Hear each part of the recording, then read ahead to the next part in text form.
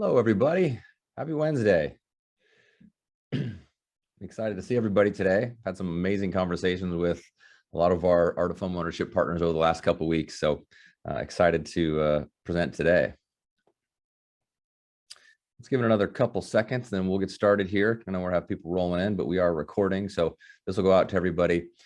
Team, the premise of today's call is to really understand financial freedom and how that model works yourself, because the whole idea of being an Art of Home Ownership partner is that not only are you, but you have the confidence and belief that you are one of the most highly educated professionals when it comes to what it means to be a well-rounded financial student.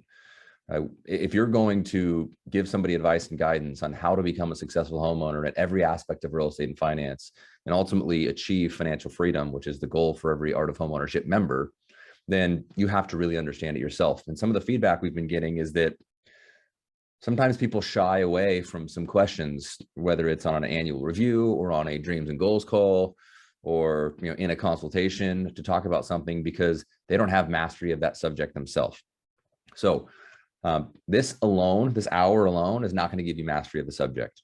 It will give you an outline and an entire process to go through to really understand it at a high level, but there's some work that needs to be done. So today I'm going to walk you through our financial freedom workshop. Not only do I really want you all to understand this at a high level, but I would love for you to teach it at a high level. We teach this to all of our employees. We teach it to all of our realtor partners and business partners. We teach it to our clients.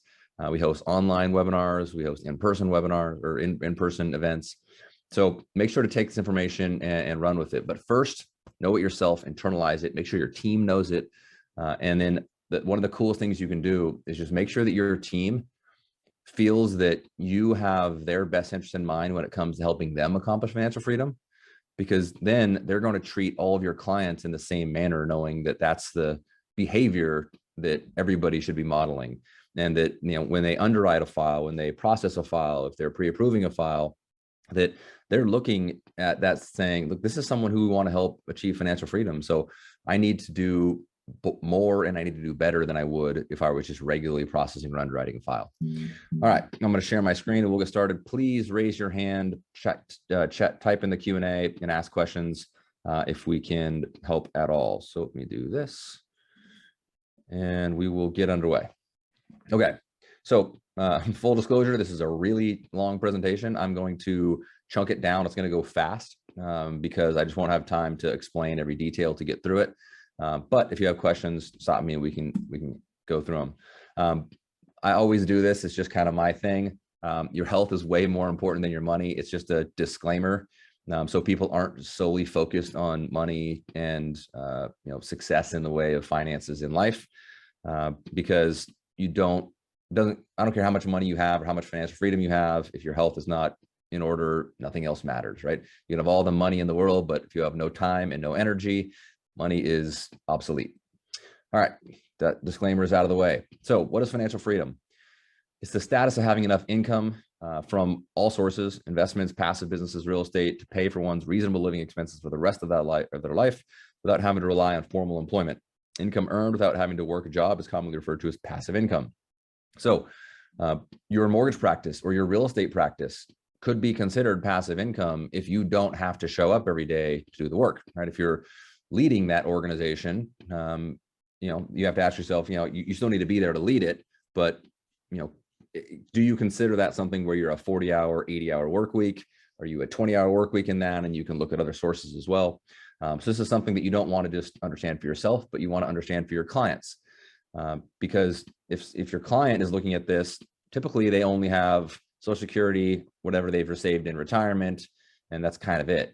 Right? So talking to them about creating financial freedom means opening their mind up to the idea that investment properties are going to be really important for them.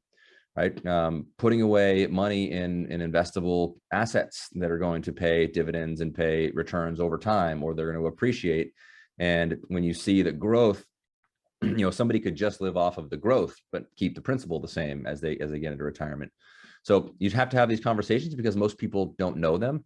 And this is the challenger sale unleashed, right? When somebody comes in and they're just asking about a mortgage, and you start talking to them, or they're asking about buying or selling a home, and you start talking to them about, yeah, we're going to do that, but let's also make sure that we're setting you up for financial freedom in the future by planning appropriately. And then when we close this transaction, our goal is that for the next 30 years, we're going to continue to help you to where you get to this point.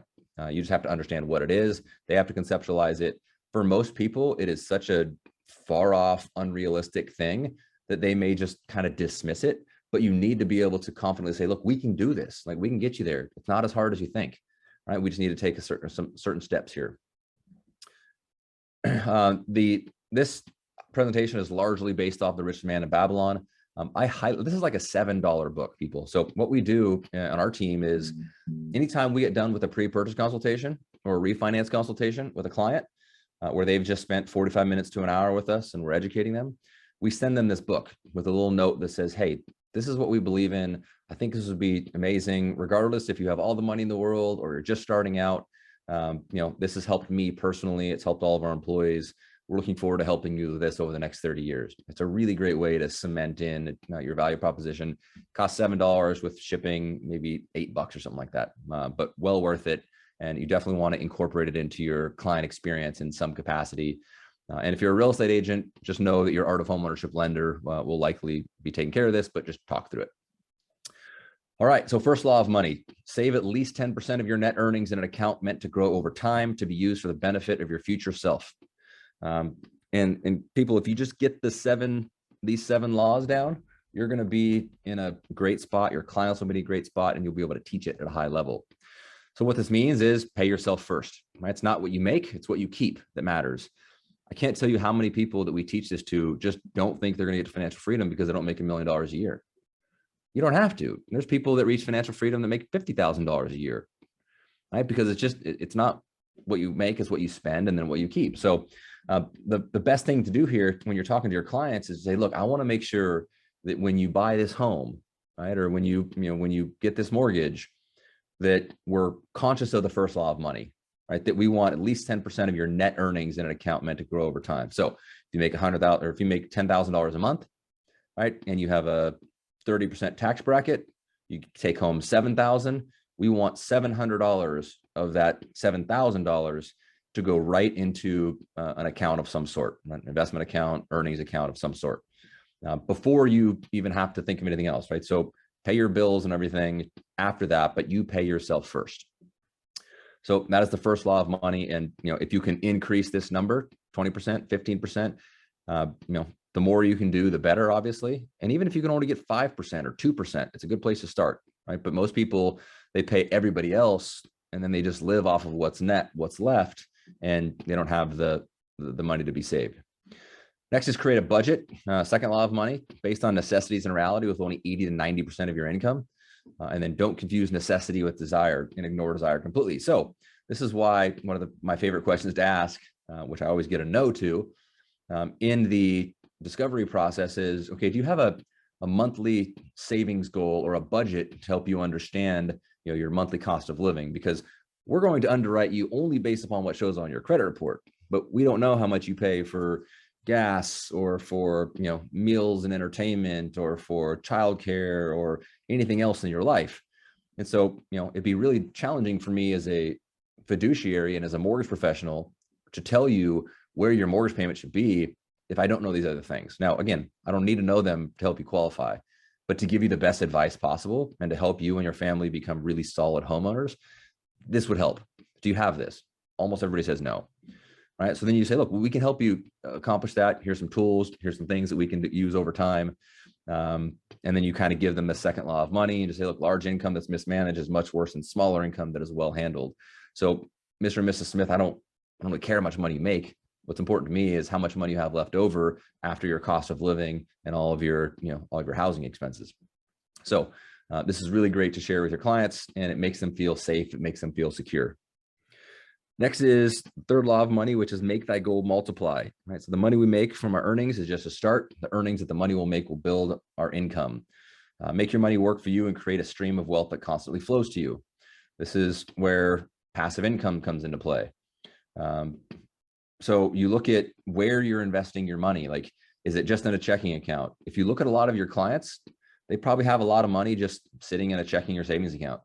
It's literally doing nothing, but it makes them feel safe. They just don't realize they're losing money every year, especially now with, cost of inflation. You have to explain those things to them. Make sure they know that, part of making that goal multiply is investing in real estate, right? If they're going to be buying their home, that's going to be a positive investment.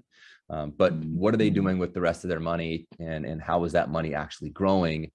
So many people just want to, stick it in a mattress somewhere, put it in a bank account, and just kind of feel like they have it in a vault.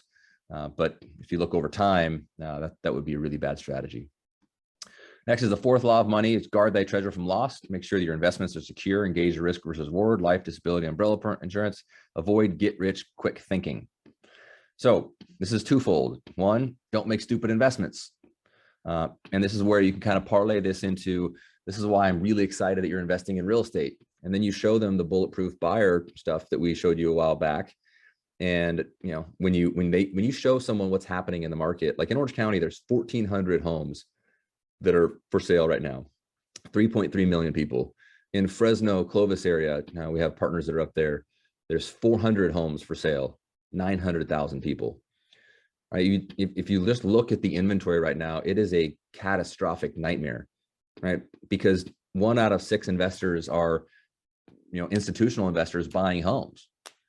And, you look at where home builders are building. They're not building to sell, they're building to rent now. Right? So guarding thy treasure from loss, investing in real estate is a massive way to do that. Secondly is, let's make sure that you're protected after the investment happens. One of the major reasons why Art of Home Ownership was started was because a client called and said her husband got in a car accident, passed away, and they didn't have life insurance. Now they have to sell their home. And I immediately thought, oh my God, I didn't ask her about life insurance. I have it. I know about it. I didn't ask her up front. I didn't ask her after she bought the home.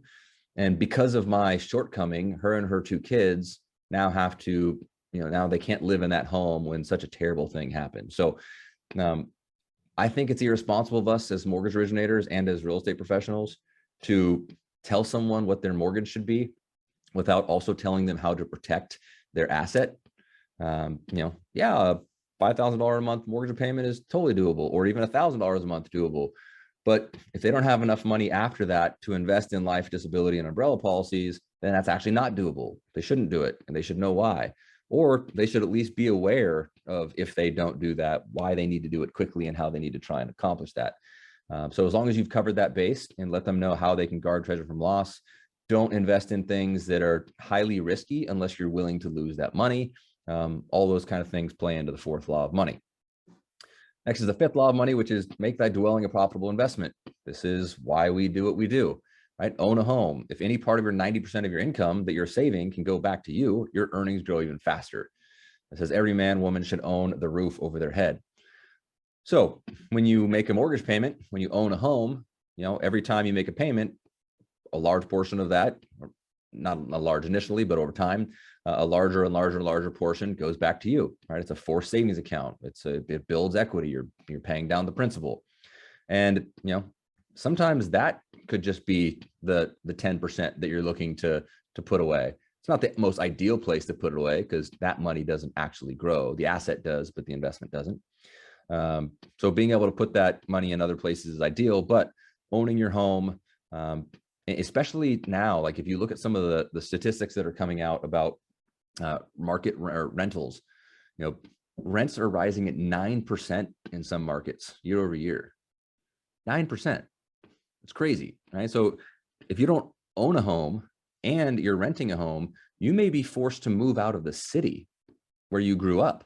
You may be forced to pull your kids out of the school where they have friends, right? Like the market will tell you where you need to go move to if you don't, have a place where you can kind of set roots. So being able to tell that story and further let people know why it's important to own a home is incredibly important here.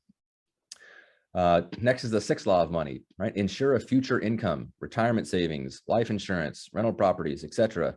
Now, do what's hard today to live easier on in life. We have a saying here, which is, do the hard right thing, not the easy wrong thing.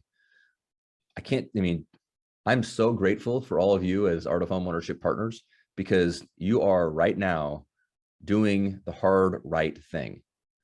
first of all, you're spending an hour, right, sharpening your sword, right, getting better, learning, becoming more valuable for your clients. And then on a daily, weekly, monthly basis, you're committing to helping your clients in ways that other mortgage professionals would never even fathom committing to, right? So you are doing the hard right thing. The rest of the industry is doing the easy wrong thing. Now, how do we translate that to our clients and our partners? We need to tell them to do the same thing. Hey, you got to do the hard stuff, right? Like you got to put money away today. You have to put life insurance in place. And ideally, we never use it at all. Or potentially you could use it as an investment strategy, depending upon the type of life insurance. You know, buying a rental property today doesn't make you feel amazing, right? Like it's just, sometimes they break even, right? Which is still okay. Sometimes you have small cash flow. Sometimes you even have a little bit of a negative until you fix it up and increase the rent. But these are the hard right things, right? The easy thing is just spending your money, buying stuff, doing things that give you short-term dopamine hits. And sometimes buying a home and having your rent payment go from $2,500 to $3,900 of a mortgage payment. Most people think, no, that's crazy. That's the wrong thing. It's easy to say no, right? But then there's the people, if they go through your entire presentation and they realize it's actually financially irresponsible for them not to buy that home and do that, well, they just did the hard right thing, right? The hard thing was learning about it. The right thing was actually buying the property. So this is something you really want to hammer home just with everybody in your life and your business. Seventh law of money: increase the ability to earn. Be in the front ranks of progress and do not stand still, lest be left behind. Everything great in life is on the other side of fear. So when you're sitting in front of somebody who is like, man, all I can afford is a $350,000 home, but everything in the market is $450,000. You know, I just don't know what to do. I don't want to move out of the area. You know, this is where you say, look, the seventh law of money is increasing the ability to earn. Have you, do you have the ability to talk to your boss or to, move up in your position? Do you have the ability to find another job or another career that could potentially move up? And you're not trying to give, life or business coaching advice to your clients, but, this is something that when you're going to let them know, hey, after this, I'm going to send you a book. Seventh law of money is increasing the ability to earn. Maybe combining. A lot of times you'll see younger couples, 50 grand and 50 grand. So they're both living like people that make 50 grand, but when they combine their income together and they come together, sometimes it takes them years to understand that they're now collectively making $100,000 and then acting like that. And so, being able to help people through this is important. But the biggest thing I would say is to you all who are on here, all of our realtor partners and our lending partners, you all have a phenomenal ability to do this, right? Like when you're thinking internally about your own way of creating financial freedom, I've never even heard of an industry that has the financial upside that real estate and finance, real estate and mortgage does, just because there's no limit to what we can accomplish here. So always look at how to increase that ability to earn and then be in the front ranks of progress. And you're doing it right now, right? You're learning and you're going to become more valuable, which means you'll become have the opportunity to make more income. All right. Those are the 7 laws of money. Any questions, any comments, or anybody want to share anything on any one of those 7 laws? Feel free to type in the chat, Q&A, raise your hand, all the above. Okay, cool. So I'm going to spend a little bit of time on this page here, mainly because this is going to be really important for you to show your clients. You're always going to get the, should we pay down our mortgage conversation? Should we go to a 15-year term? They even have that home equity line of credit that kind of pays your mortgage down faster because you pay daily interest, that you pay down interest daily as opposed to monthly. So there's all sorts of strategies. What do I do with this money I came into? Should I pay down my mortgage? Should I buy more real estate? Should I buy an investment property? Where should my money go? You're going to get that question asked a lot, and you likely may be thinking it as well. So this is a really great way to kind of show this. We are missing one bucket here, and we're going to try and update that for this slide when we do it.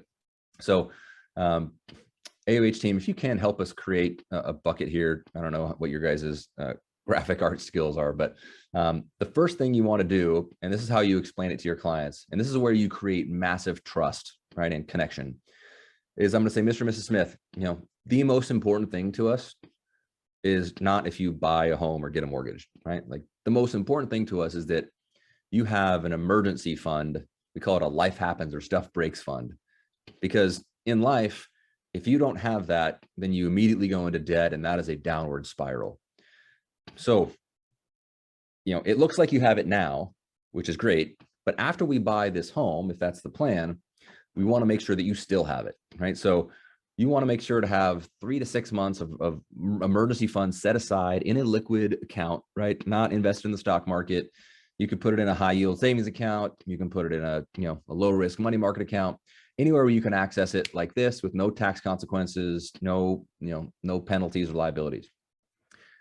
Once you have that established, the next bucket is going to be paying off high interest credit card debt, right? High interest revolving debt, right? Not cars, not houses, not student loans. It's just going to be your anything that's credit card or revolving. A lot of times people think, well, shouldn't that be up here? Right? Shouldn't the paying off credit card debt be before the emergency fund? And the answer is no, because if you use all your money, let's say you have 30 grand in debt, or you have $5,000 a month is your monthly cost. Well, you have 6 months of $30,000 in cash, or you could pay down your $30,000 in debt. If you use it to pay down your $30,000 in debt, well, you have no debt, but you also have no assets, right? You have no money, meaning that the only time, like if something happens, you now have to pull money from this credit card, which cash advances on a credit card are an absolute nightmare. Plus, you're going to be paying high interest rates and so on and so forth. So do what you can to minimize the cost of your debt by putting it in zero interest credit cards, doing balance rollovers to zero interest cards. But ultimately, emergency funds first, credit cards second, and we'll add that bucket. Next, after that, is going to be your employer retirement plan. So are you contributing to your 401k? Are they matching? Are you contributing to IRAs, which is going to be this next bucket here? 529 plans for kids, anything that's kind of pre-tax or tax beneficial. You want to be able to kind of waterfall down into these things. And then you get into your opportunity fund. Now, I would tell you that ideally, you want your clients to be able to do all these things and still be able to buy a home, meaning that after they have bought their home, they still have 36 months emergency funds. They still have enough, investable income where they can invest it into their 401k and then they have enough money left to put into their IRAs, because 85% of people's wealth is in their home, which is a really bad place for it to be, right? In their primary residence, because the only way to access that money when you get into retirement age, if you need it, is reverse mortgage, cash out, which then means you have, monthly payments, or sell the home, right? Then now you have to go find somewhere to live and rent costs are up and it becomes challenging. So this is where your clients will really appreciate you. Now, does it mean that you should say, Mr. and Mrs. Smith, because you're not going to have 3 to 6 months left over after closing, and because you're probably not going to have enough money left over because you're at a 48% debt ratio, and you probably won't be able to contribute much to your retirement plan or your IRA or 529 savings plans for your kids, probably not a good idea to buy a house. No, I don't think you should say that. What you should say is, if we can, let's buy the home, not a home right now. Sorry, reverse that. Let's buy a home right now, not the home. And the difference is you're trying to buy the home, which is like, kind of the top of your world, meaning you want to live there forever. What might make more sense is just getting on the train and buying a home that is a perfectly good home for you and your family. And then still being able to, to allocate assets to these buckets. And then, as your income continues to increase, which hopefully it will, and as your home goes up in value, which hopefully it will, then you can look at taking that home and parlaying it into your forever home, or what we call the home. That's one strategy. Another strategy is to say, look, this is best case scenario, but life isn't always best case scenario. So if you believe that, if you believe buying a home now is feasible and that you'll be able to increase your earnings or, have access to more funds or whatever, that you can kind of catch up on this stuff later, then great, right? Like, this is just me helping you understand that to be a successful homeowner, not just someone who owns a home, that this is what being a successful homeowner looks like. right? It means you're able to do all these things and you're focused on all these things. So you don't ever want to cut anybody off and tell them not to buy a house just because they can't do this. The last thing here is opportunity fund. And this is where you just kind of tell people, look, it's dealer's choice at that point, right? Because you've funded all the right things, right? You have your home, you have your emergency fund, you can still put your money in your retirement plan, you can still put your money into your supplemental savings. And now it's the question is, what do you do with the rest? And as long as you have a good retirement plan, right? As long as you know that these things are going to get you on pace to where you can retire by X age, and based upon the analysis that the financial advisor that you work with does, you'll have enough income at that time from all the things that you're doing here. Now you can invest really in whatever you want. You can invest in stock market, you can invest in more real estate, you can pay down your mortgage. You can really do anything you want with this money. Obviously, you still want to have the risk factor in it. You can start a new business, right? You can give away money. You can do whatever you want. This is your opportunity fund, and you can manage it however you best see fit, because all these buckets are full up till that point. Now, I'll tell you, most people aren't going to get the retirement they want just by doing these things, right? Just by maxing out their 401k and maxing out their IRAs, which don't have a huge contribution limit. They're probably not going to get the retirement they really want in time and still have money that, to potentially leave to children. So that's where some of this opportunity fund needs to be put into rental real estate, because it's phenomenal to pass on to generation. Some of it needs to put into, investment accounts that, depending upon if you want to use a financial planner, or if you want to use kind of a robo advisor. But this is where meeting with a financial planner will really help this aspect of it. And then any unexpected income, right? Any money that you're making. So a good example of unexpected income would be, all of us in 2019, 2020, and 2021, right? Coming into 2018, we were, rates were higher and things had slowed down a little bit. And we were like, okay, well, we kind of had our bearings. And then all of a sudden somebody turned the faucet on like crazy. And now we have more income than we had anticipated. What you don't want to let happen here is scope creep, right? Or life creep, where now you're making more money. So you go buy expensive cars and expensive houses and boats and watches and clothes. And now your cost of living has gone way up. And so now you need to keep that level of income, right? So you just want to make any additional income you earn over your plan should go, 10% of it should go into what we call a fund, right? Go buy a car with this if you want, knock yourself out, go on vacation, buy whatever you need with 10% of your unexpected income. The rest of the 90% of that unexpected income goes into the waterfall. All right, we got one question here. Might want to clarify 3 to 6 months of PITI net income or gross income. Yeah, John, it's a good question. So this emergency fund of 3 to 6 months is your total living expense, right? So if for me to pay my house, principal, interest, tax, insurance, HOAs, all my insurances, right? For my gas, for my food, kids' education, clothes, like anything that you just know is a necessity.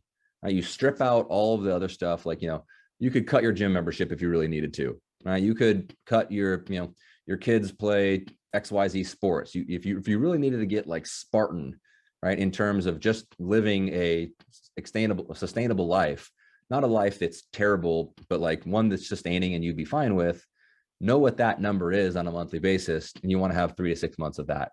For us in our industry, I would recommend 6 to 12, right? Because we have massively variable income that sometimes can be outside of our control. So the higher this number is in our world is better. Now, one thing to note is that if you're a real estate agent, you hopefully have a business account, right? An S Corp, a C Corp, an LLC, and you're able to put money into that business account, and that's your operating account. That means you don't even have to pay taxes on that money because it goes into your business account. You're not paying personal income tax because you haven't realized that yet. You're only having to take from that what you need to live and invest into your things. Unfortunately, most lenders, when they close a transaction, they get paid and, they don't have an operating account. So if the market gets really challenging, then they don't have this war chest of money to go to the market with. All they have is what's their personal accounts. And so that's a scary place to be. So I would tell you, as a mortgage professional, do everything you can to, whether it's talking to your company or your boss or whomever, about creating a profit and loss center where you can, create a large sum of capital, like all the earnings go in here, you make the money you need, but you still have a lot of money. So if the market gets challenging, you have 6 months of reserves in your business account that you didn't pay personal income taxes on. So you can go negative a few months if you need to. You don't have to lay people off. You don't have to stop your marketing spend. Right? You can actually run towards the storm as opposed to running away from it, which everyone else in our industry is going to do. So making sure you have that operating account of money is super helpful for all the mortgage lenders on the call here. Pinky saying this is great content to share. When do you have this conversation with clients? How long are the conversations? What is the trigger on when you go into this? Is it pieces of all this content? Have you ever hosted financial freedom? That's a lot of questions here. No, they're great questions, Pinky. So to the first question, when do you have this conversation? We go over it in the pre-purchase consultation because we've already done the dreams and goals call, right? So we know income, we know assets, we know credit, we know liabilities, right? We've prepped their total cost analysis. We have everything ready to present to them. And so Pinky, if you're my client, I'm going to be saying, so Pinky, let me just show you this real quick. I'm going to, I'll send you this. I'd recommend you guys even send this to your clients along with the book. You can even have the book there if you're meeting them in person, but most of the time we're doing it via Zoom. And just say, what I see here is that if you're going to buy this home, you're going to be about a 49% debt ratio. After your income and tax bracket, you're probably going to have about X amount of money left over. And based upon your total cost of living, that may put you in a position where you may not be able to do this, but it's important to me that we have this conversation because, and you guys should say this as many times as you possibly can.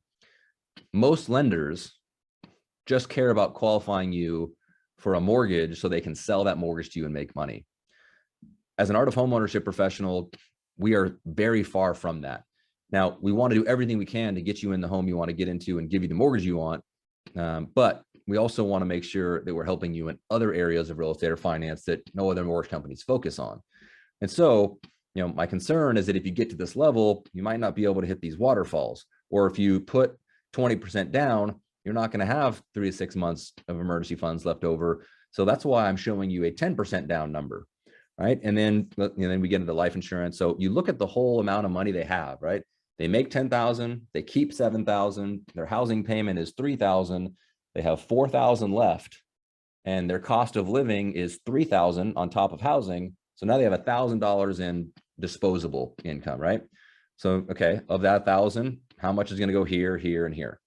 So it doesn't need to be a super long, drawn out conversation. It just needs to be analyzed. And I promise you, people are going to absolutely have their mind blown because they're not used to this when they get a mortgage or talk to a real estate agent. Have you ever hosted a financial freedom class for your clients and done this presentation? Yes, we try and do it we try and do it quarterly. We do it for different audiences though, right? So we'll do it twice a year for all NEO clients. We'll do it once a year for all of our realtor partners.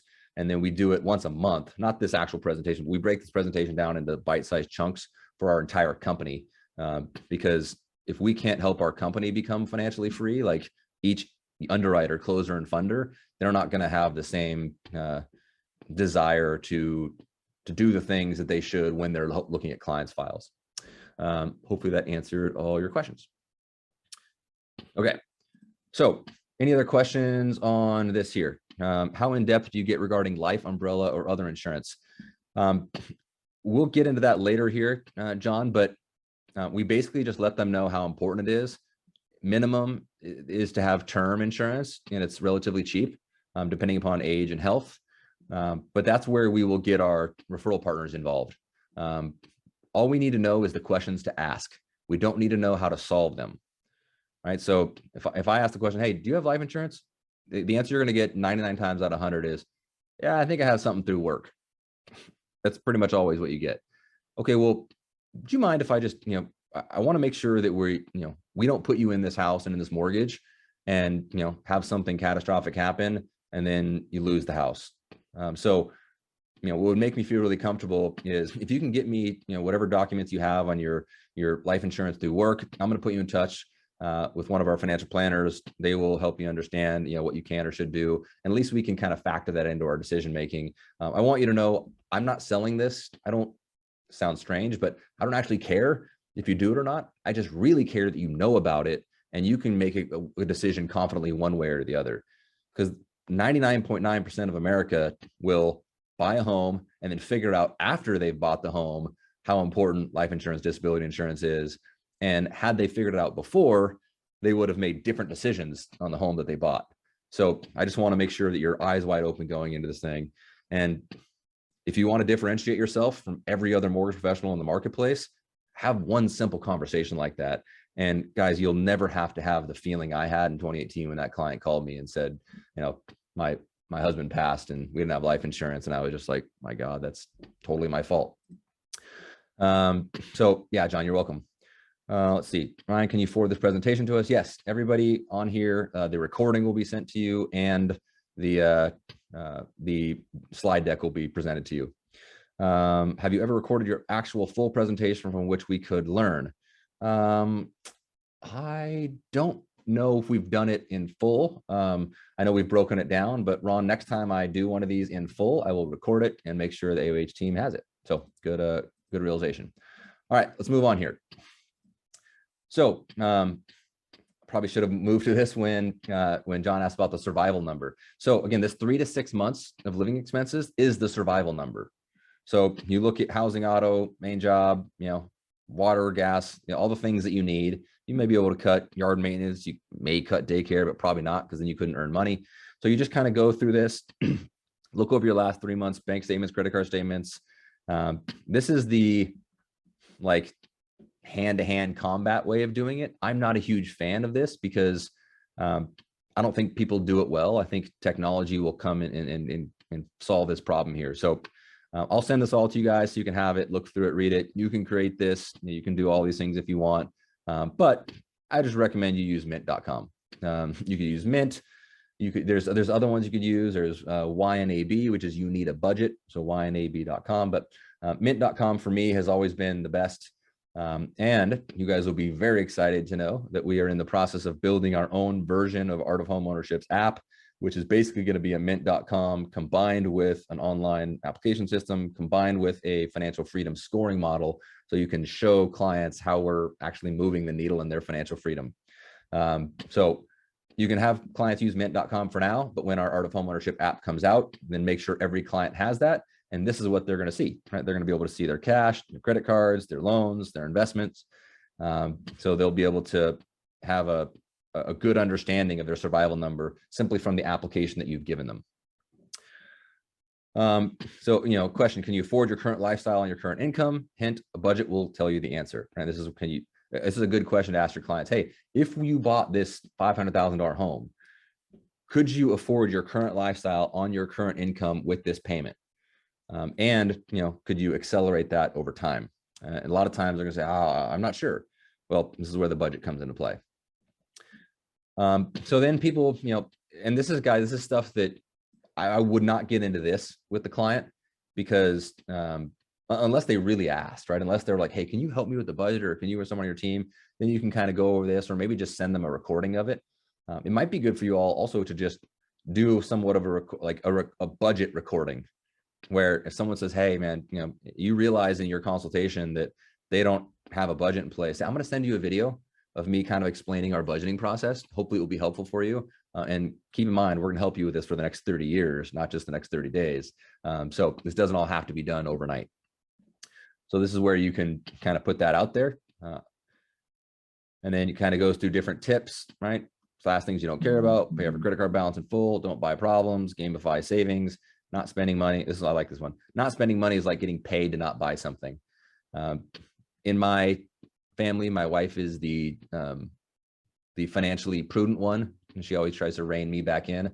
But there are times when I will gamify it and say like, oh, that was cool, I want that. And I'm like, if I don't buy that, because you have to keep in mind, you might be paying, if you live in California, you could be paying 50% of your total income to the government. So, if if I want to buy something for $100, I need to make $200 to buy that $100 thing. So, I look at it, I'm like, you know what? I'm actually going to make $200 if I don't buy that. It's a lot easier not to buy it at that point. So just tips you can give to people as you're giving these consultations, and potentially for yourself as well. Next is set up a float account. We've told our team to do this, and the feedback was awesome. Most people don't have this, which is basically just, when you get paid, have an automatic amount, like right away, go to a different account. All right. So option one is you can send 100% of your check to the float account, and then set up a transfer from your float account into your personal checking account. And this is just the monthly survival number that you need, and then everything else stays in that account. That way it's harder to spend that money, right? Because you're not spending it based off of what you see you have. You're spending it based on what you have left after you've already paid yourself. Option two is it all goes into your checking account, and then you have a automatic direct deposit to an investment account. And you can do it to multiple places, right? You can have money automatically go to your investment account. You can have it go to a real estate savings account, to a 529, to a retirement account. So all these things can be automated. That way money comes in and you're the first person to get paid every month. And then you just live off whatever's left, which is a really cool, great way to not have to worry about managing from the bottom up. Review and record monthly. Again, this to me isn't great, but having the Mint app, or the soon to come Art of Homeownership app, your clients can review it monthly right on their phone. They gamify it. It's kind of a cool thing. And they see their financial freedom score tick up over time, and you'll have real economic value to be able to show people like, hey, you can use any lender or realtor, or you can use us, and look at how much we've moved the needle on our clients' financial freedom scores. So we're excited about that. Step 5 is protect. So this is where we get into life, disability, and umbrella. I would definitely, we've had a life insurance partner come on here before. If you guys are interested or want more information, we can have a life insurance partner come back on to one of our sessions coming up here. Just reach out to us, and if that's something you guys think you need to learn more about, because if you ask the question, you need to know how to intake the answer. If you just ask, hey, do you have life insurance? And someone says, yeah, but XYZ, and you're like, I don't know what that means. You kind of need to know what it means to be able to give the right advice, or at least point them in the right direction. So knowing the difference between term, whole life, and universal life insurance is important. Disability insurance, what happens if you can't work, and the different types of disability insurance there are. A lot of people will say the same thing. Yeah, I have disability insurance through work. Average loan officer, well, first of all, the average loan officer wouldn't even ask the question. The good loan officer would ask the question, and the client would say, yeah, I have disability insurance through work. And they go, okay, great. And they'd move on. The great, phenomenal Art of Homeownership mortgage professional would say, do you have disability insurance? Yeah, I have some through work. Okay, well, unfortunately, a lot of times the work disability insurance doesn't really cover what you need. Have you analyzed that? Do you know if it's an own policy or an any policy? Like an own policy is if you can't do your own job, and any policy is you can't do any job. There's a big difference between those two, and sometimes people get kind of gypped out of money if they don't have the right policy. Would you mind just taking a look at it, shooting it over to me, and I can put you in touch with somebody to make sure we have that in place? And then umbrella insurance, this is very cheap, but it covers a phenomenal amount of additional insurance in the event that someone needs to go over and above your normal policy. So learning about these is helpful, and then having partners that you can then refer to do these things is helpful as well. And then home and auto, opt for the lower premium, higher deductible. This is insurance for a $20,000 loss, not a $500 loss. This is where most people, they just think, well, I don't want to pay $500 if something happens. And then, they pay $500, their premium goes up, and they have really high insurance, and that $500 becomes a thing of the past. The $500 is what the emergency account is for, right? That's what the life happens, stuff breaks fund is for. The $20,000 loss is really where you want insurance to kick in, right? Because you don't want to pull that from any of those sources. And just to, I know we've talked about this before, but if anybody on here is interested in starting their own insurance practice, I would highly, highly, highly recommend it. We've had our insurance practice going for just about 2 years now, and it is doing really well. It not only is it, selfishly a great additional source of income that will continue for years to come, but it's a way to give your clients an additional level of service and value. And anybody on this call can do it. It's an easy thing to do. We've had the insurance team come on before. So you guys can own your own insurance practice. If you are interested in it, just reach out to the team and we can have somebody come on, and we can even do like a special event for anybody looking to add insurance to their real estate or their mortgage practice. It's a cool thing to do as realtor and lender partners as well. All right, moving forward here.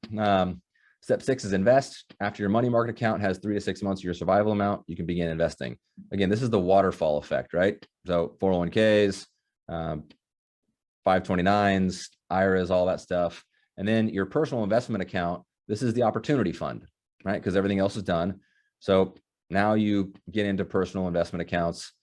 There's a, argument to be made for robo-advisors with low fees and index funds versus, managed accounts by, financial advisors or fiduciaries. I'm not really going to get too much into that because I think it's a preference thing. I believe that if you don't have a significant net worth, and significant is a relative term, so it's even hard to understand, but if you're not putting a ton of money away and you don't have more than, maybe $50,000, I think the robo index fund is your best strategy because it's managed for you. It's low fee, and over time, you actually end up making more money. Where a real financial advisor comes into play is looking holistically at your situation, right? Really giving you a good long-term retirement plan, helping you with tax planning and strategization, helping you diversify your investments to kind of de-risk your portfolio, helping you understand the market and changes, especially as your life is changing and evolving. So just like anything else, like if you want cheap, you can get cheap, but if you want valuable, you can get valuable. You just need to know what you're doing. Just don't pay for valuable if you're not getting valuable. Step 7, watch your net worth grow. Compound interest is the 8th wonder of the world. He who understands it earns it. He who doesn't pays it. This is where, you look at some of these tables, right? And this is just a $250 monthly contribution. And, hopefully you guys are using the total cost analysis,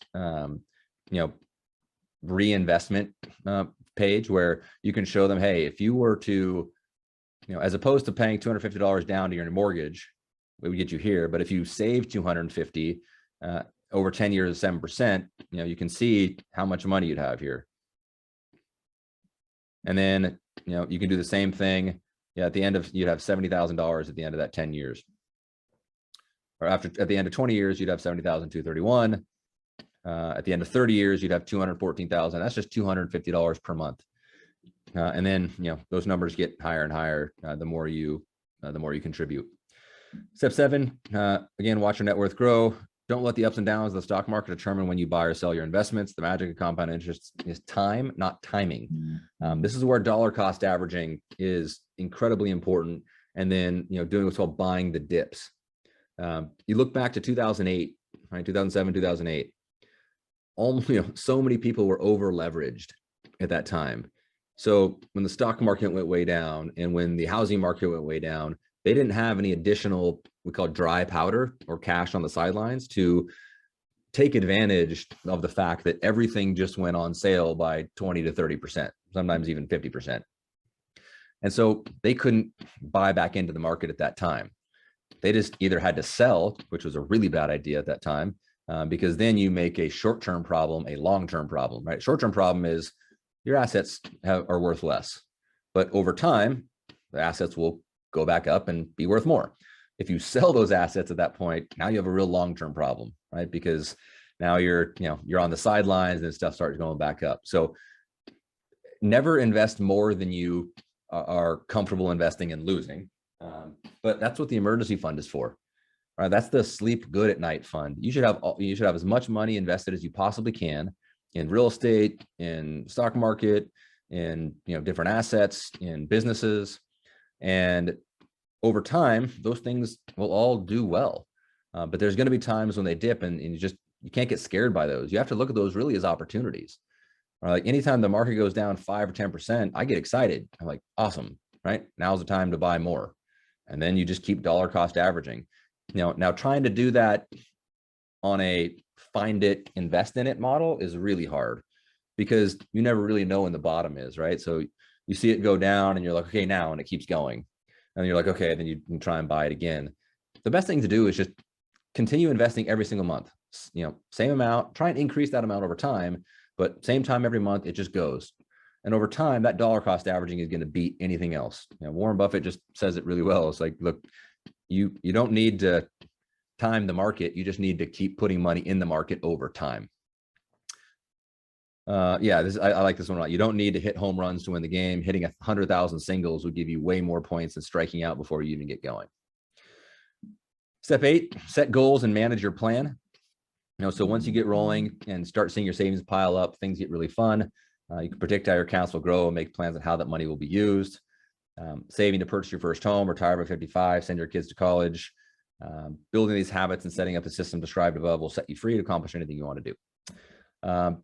Rich versus poor. A lot of these things are a mindset thing. And, it's interesting, right? Because a lot of times people think money is logical or tangible, but it's really emotional, right? Because people make emotional decisions around money, not logical decisions around money. That's why people buy things they can't afford, because emotionally it makes them feel good. And that trumps the fact that logically they shouldn't buy that. Or logically they should buy a home, but emotionally they're afraid to. So they decide not to because nobody's educated them to match that logic with their emotion. So this is where kind of the rich dad, rich versus poor priorities come into play. Poor and middle class priorities are employment security, right? Just job security, buying things for life's comfort, saving, and then investing. Rich person priorities, investing, professional satisfaction, growth, savings, and then they use consumption for life's comfort last. Rich are not necessarily smarter. They just have different priorities.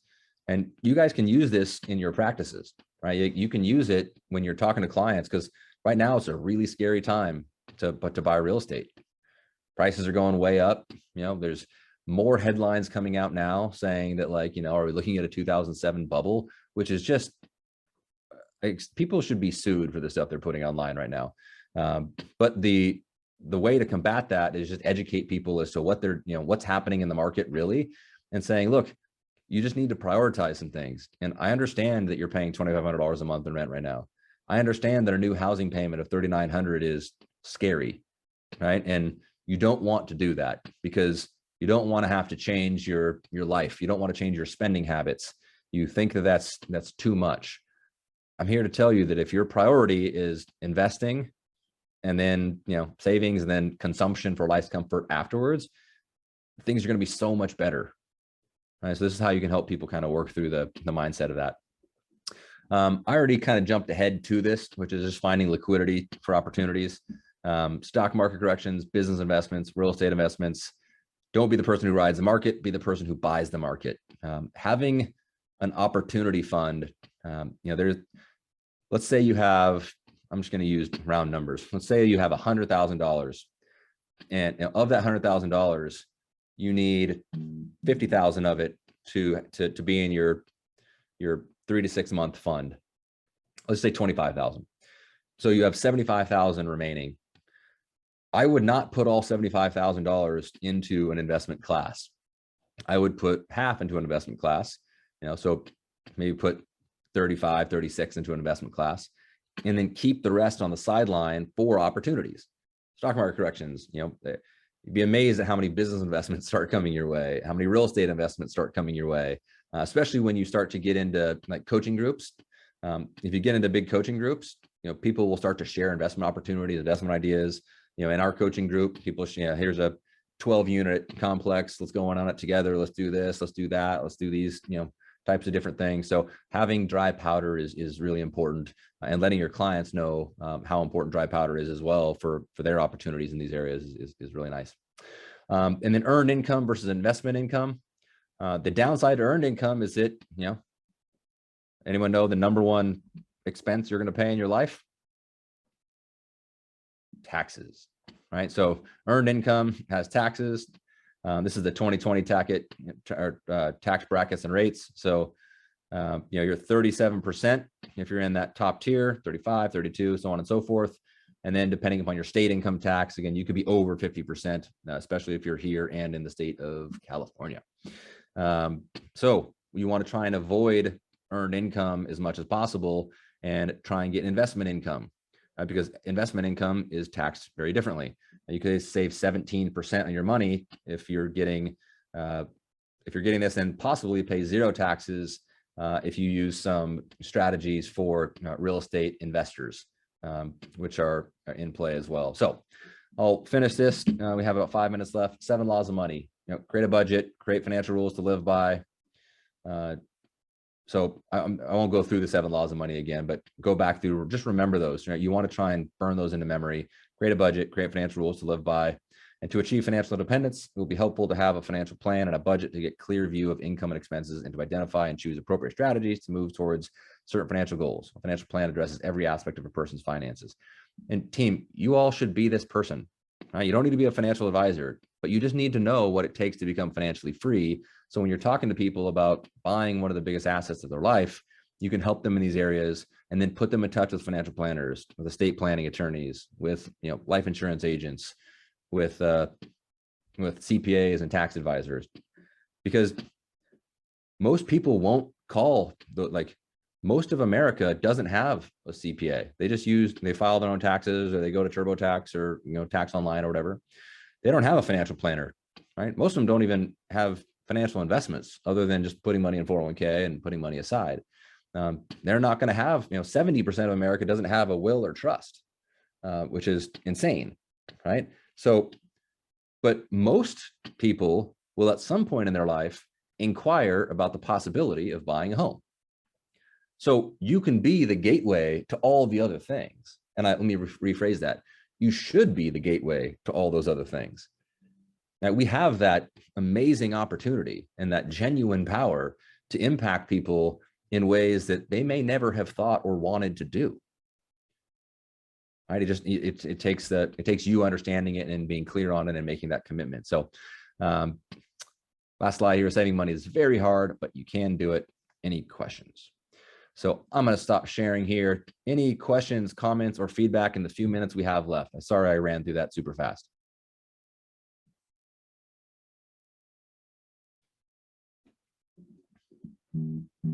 Everybody good?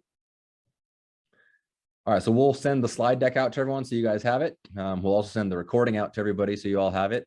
If you have questions or follow-up, or if you want a financial planner to come on, if you want a life insurance specialist to come on, if you want a CPA or an estate planning attorney to come on, please reach out to the team. Just let us know what you need or where you feel you might have some deficiencies or lack of confidence, because I was telling a big group yesterday, what we say is not as nearly as important as how we say it. So you all wearing the Art of Homeownership badge, waving the Art of Homeownership flag, my intention is that we all are the most confident mortgage professionals in the country because of what we know and our ability to execute and commit to our clients on helping them with what we know. So hopefully this was helpful today, and I'll stick around for the next minute or two if anybody has any questions or wants to chime in at all. Otherwise, enjoy the rest of your week. Have an awesome rest of your Wednesday, and we will see y'all shortly.